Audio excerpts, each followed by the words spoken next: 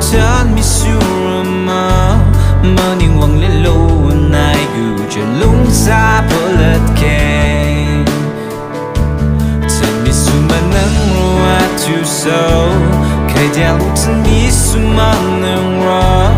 maning wang lelo maigu Chalung sa polat kheng di si ba me nang niu ale cherry khai bo kap khai bo hina maning wang lelo maigu Chalung sa polat kheng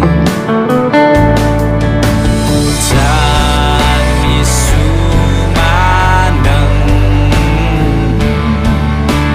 maning wang lelo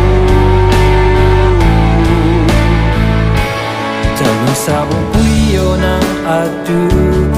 roukhai dia lutat misurama maning wang nando maigu Chalung sa polat kheng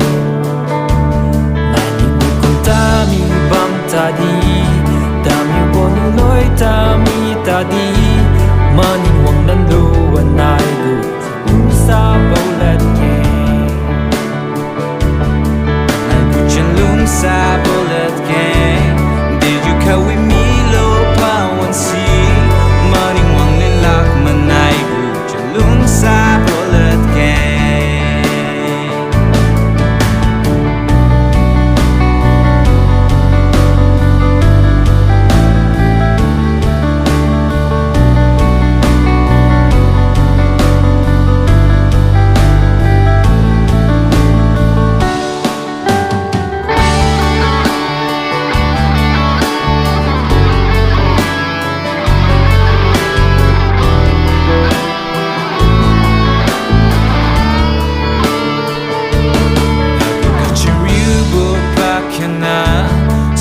Jalu aku ga malan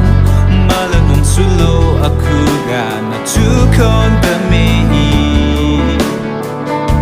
Chalung sa bo puyo nang aju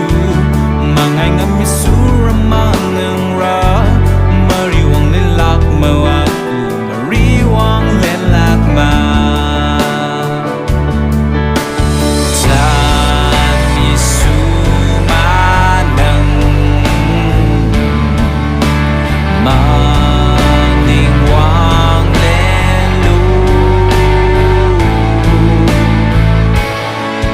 Sabo puyo nang atu roukhai dia lutat misurama maning wang nando maigu Chalung sa polat kheng